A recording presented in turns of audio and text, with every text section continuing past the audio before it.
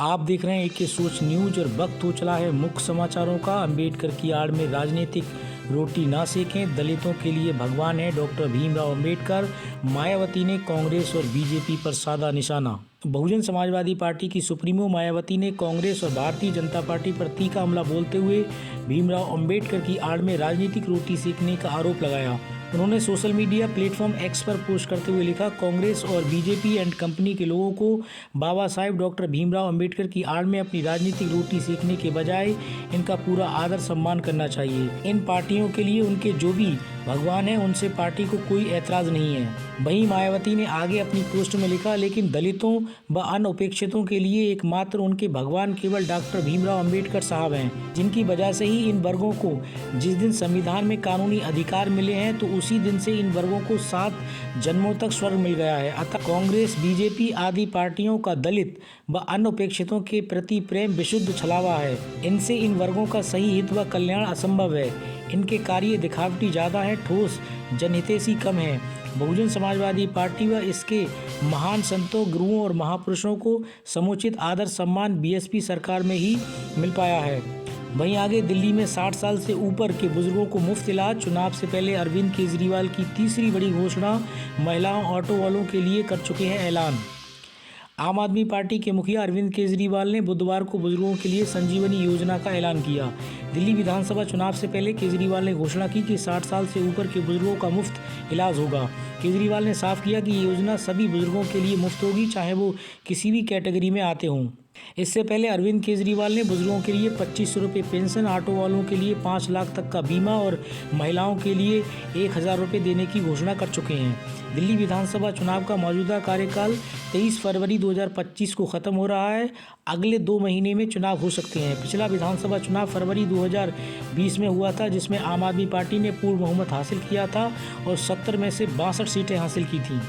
वहीं अरविंद केजरीवाल ने 12 दिसंबर को महिलाओं को हर महीने 1000 रुपये देने का ऐलान किया। इसे महिला सम्मान योजना का नाम दिया गया है। 18 साल की उम्र पूरी करने वाली हर महिला को इस स्कीम के दायरे में आएंगी। केजरीवाल ने ये भी कहा कि चुनाव के बाद महिलाओं को हर महीने मिलने वाली रकम को बढ़ाकर 2100 रुपये कर दिया जाएगा।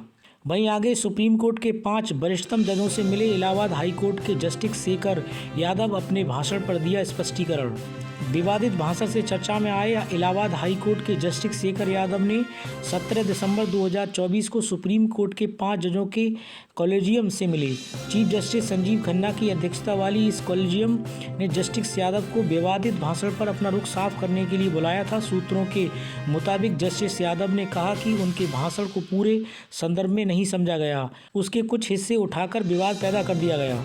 वहीं आगे संभल सांसद वर्ग को गिरफ्तारी का डर, अपने खिलाफ दर्ज एफआईआर को खारिज कराने पहुंचे Allahabad high court. Samajwadi party के सांसद जियाउर रहमान बर्क ने इलाहाबाद हाई कोर्ट में याचिका दायर करते हुए अपनी गिरफ्तारी पर रोक लगाने की मांग की है। इसके साथ ही उन्होंने अपने खिलाफ दर्ज एफआईआर को खारिज कराने की भी मांग की है। संभल हिंसा मामले में पुलिस ने सांसद बर्क के खिलाफ केस दर्ज किया था। पुलिस का कहना है कि उनके भड़काऊ भाषण की वजह से ही शाही जामा मस्जिद सर्वे के दौरान हिंसा हुई थी।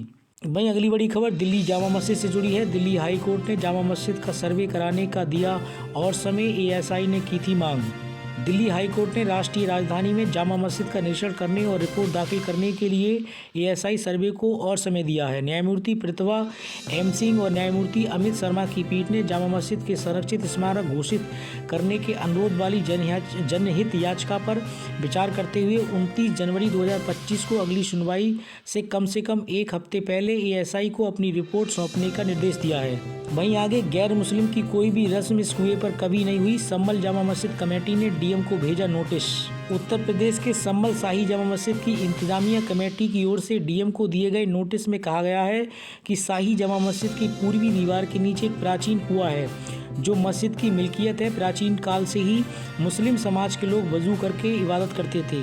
इसमें पानी के लिए एक मोटर लगी है। किसी भी गैर मुस्लिम की कोई भी रस्म कभी भी इस कुएं पर नहीं हुई है। मस्जिद कमेटी के सदर जफर अली की ओर से अधिवक्ता शकील अहमद बारसी द्वारा दिए गए नोटिस में कहा गया है कि पता लगा है कि प्रदेश सरकार अधिकारी व कर्मचारी द्वारा युक्त कुआं का स्वरूप बदलने का प्रयास किया जा रहा है, जबकि कुएं को बिना मस्जिद की इंतजामिया कमेटी के कोई हक इसके स्वरूप को बदलने का नहीं है। इसके अलावा मस्जिद के बराबर चबूतरा व कब्रिस्तान की भी जांच कराई जा रही है। जिससे मुस्लिम समाज के लोगों में काफ़ी असुविधा का सामना करना पड़ेगा तथा समाज में आक्रण असंतोष उत्पन्न होगा। वहीं आगे अंबेडकर को दिल्ली विधानसभा चुनाव का मुद्दा बनाएगी आम आदमी पार्टी, केजरीवाल ने किया ऐलान, नया नारा भी दिया। केंद्रीय गृह मंत्री अमित शाह की ओर से संसद में भीमराव अंबेडकर पर दिए गए बयान पर बाबा साहब का अपमान बताते हुए आम आदमी पार्टी ने दिल्ली विधानसभा चुनाव में इस मुद्दे को बनाने की बात कही है। आम आदमी पार्टी के मुखिया अरविंद केजरीवाल ने भारतीय जनता पार्टी के पास धरना देते हुए कहा कि वह दिल्ली चुनाव में इस बात को घर घर लेकर जाएगी। पूर्व सीएम अरविंद केजरीवाल ने कहा कि भारतीय जनता पार्टी के समर्थकों को भाजपा और बाबा साहब में से किसी एक को चुनना होगा। बाद में उन्होंने सोशल मीडिया पर एक नारा देते हुए लिखा, जो बाबा साहेब से करे प्यार वो बीजेपी को करे इनकार। वहीं आगे झारखंड में हेमंत सरकार की मैया सम्मान योजना की सफलता से प्रभावित होकर बिहार सरकार भी चुनाव से पहले महिलाओं के लिए एक ऐसी योजना ला सकती है। झारखंड में इस योजना के तहत महिलाओं को हर महीने 2500 रुपये दिए जा रहे हैं। बिहार में भी महिलाओं को आर्थिक रूप से सशक्त बनाने के लिए इस तरह की योजना लागू की जा सकती है। मैया सम्मान योजना बैंक खाते में सीधे नकद राशि भेजने से भले ही सरकार के खजाने पर बोझ पड़ता है, लेकिन राजनीतिक दलों के लिए चुनाव में ये बम्पर सफलता की कुंजी है। झारखंड में हाल ही में संपन्न हुए विधानसभा चुनाव में सत्तारूढ़ क्षेत्रीय दल झारखंड मुक्ति मोर्चा के गठबंधन को मिले अपार समर्थन से इसे एक बड़ी वजह माना जा रहा है। अन्य प्रांतों में भी ऐसी योजनाओं ने मतदाताओं को लुभाया है। झारखंड विधानसभा चुनाव में तो इस योजना ने ऐसा कमाल दिखाया कि राज्य की आधी आबादी का पूरा समर्थन पाकर झारखंड मुक्ति मोर्चा गठबंधन ने विधानसभा में 2/3 सीटों पर कब्जा जमा लिया है। 81 विधानसभा सीटों में से झारखंड मुक्ति मोर्चा को 34, कांग्रेस को 16 और राष्ट्रीय जनता दल को 4 और भाकपा माले के हिस्से में 2 सीटें आई हैं। बिहार में अगले साल विधानसभा चुनाव प्रस्तावित है। बताया जा रहा है कि इस मैया सम्मान योजना की शानदार सफलता ने बिहार में सत्तारूढ़ जनता दल यूनाइटेड भाजपा सरकार को काफ़ी प्रभावित किया है। संभावना जताई जा रही है कि झारखंड की हेमंत सोरेन सरकार के मुख्यमंत्री मैया सम्मान योजना की तर्ज पर बिहार सरकार भी चुनाव से पहले ही कुछ ऐसी योजना का ऐलान कर सकती है। वहीं आगे मैया सम्मान योजना के लिए नाम जोड़ने व सुधार के लिए प्रारंभ हुआ 3 दिवसीय शिविर। झारखंड सरकार की लोकप्रिय योजना मैया सम्मान योजना को लेकर सरकार के निर्देश पर सोमवार से प्रखंड के 19 पंचायतों में विशेष शिविर प्रारंभ किया गया है। इस शिविर में नए छूटे हुए लाभुकों का नाम योजना का लाभ लेने के लिए जोड़ा जा रहा है। साथ ही किसी कागजी त्रुटि के कारण जिन लोगों को मैया सम्मान योजना का लाभ अब तक नहीं मिला है, उनके कागजातों की जाँच व सुधार किया जा रहा है। ये विशेष शिविर सोमवार, मंगलवार, बुधवार को सभी पंचायतों भवनों में लगाया जा रहा है। आज पहले दिन इस शिविर में कुछ खास भीड़ और उत्साह महिलाओं का नहीं दिखा। वहीं महिलाएं ही अपना नाम जुड़वाने या कागजात में सुधार करने के लिए शिविर में पहुंची हैं। शिविर में कार्य कर रहे कंप्यूटर ऑपरेटर ने पूछे जाने पर बताया कि नया नाम जोड़ने के लिए काम काफ़ी धीमी गति से चल रहा है, क्योंकि यहां पर नेटवर्क की बड़ी समस्या है। वहीं अगली बड़ी खबर दिल्ली विधानसभा चुनाव से जुड़ी है। दिल्ली विधानसभा चुनाव से पहले आम आदमी पार्टी ने एक और बड़ा ऐलान किया है। आम आदमी पार्टी के राष्ट्रीय संयोजक अरविंद केजरीवाल ने बुधवार को पार्टी के मुख्यालय में कहा कि चुनाव के बाद अगर उनकी पार्टी की सरकार बनती है तो संजीवनी योजना शुरू की जाएगी। इस योजना के तहत 60 वर्ष या उससे अधिक आयु के सभी वरिष्ठ अधिकारियों को मुफ्त इलाज किया जाएगा। केजरीवाल ने पार्टी मुख्यालय में कहा कि अगर चुनाव के बाद उनकी सरकार बनती है तो इस योजना को पारित किया जाएगा। पूर्व सीएम ने कहा कि 60 साल से अधिक उम्र के वरिष्ठ सभी नागरिकों को दिल्ली में मुफ्त इलाज किया जाएगा। आप चाहें सरकारी अस्पताल में इलाज कराएं या प्राइवेट में, पूरा खर्चा सरकार उठाएगी। इससे पहले बीपीएल, एपीएल की कोई सीमा नहीं होगी। अमीर गरीब सभी का इलाज किया जाएगा। खर्च की कोई सीमा नहीं है, जो भी खर्चा होगा वो दिल्ली सरकार देगी।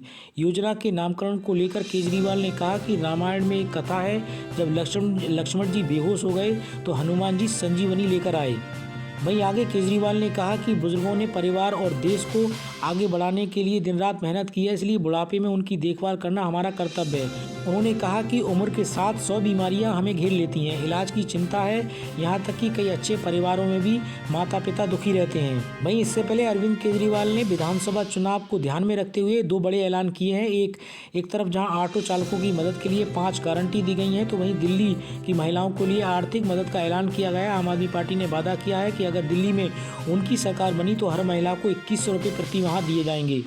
वहीं एक और अरविंद केजरीवाल के इस कदम को प्रधानमंत्री आयुष्मान योजना की चुनौती के तौर पर देखा जा रहा है। हाल ही में केंद्र सरकार ने इस योजना के तहत 70 साल से अधिक उम्र के सभी वरिष्ठ अधिकारियों को 5 लाख रुपए का स्वास्थ्य बीमा प्रदान किया जाएगा। दिल्ली की आम आदमी पार्टी सरकार ने प्रधानमंत्री आयुष्मान योजना लागू नहीं की है। बीजेपी इस मुद्दे पर आम आदमी पार्टी को घेर रही है। वहीं आगे बिहार में 2025 में होने वाले विधानसभा चुनाव को लेकर सभी दलों ने अभी से तैयारी शुरू कर दी है। वहीं जनता को अपने पक्ष में लाने के लिए सभी दलों ने मुफ्त योजनाओं का वादा करना भी शुरू कर दिया है। तेजस्वी यादव ने कहा कि माई बहन मान योजना के तहत 2025 में बिहार में अगर गठबंधन की सरकार बनती है तो बिहार की महिलाओं को भी 2500 रुपये दिए जाएंगे।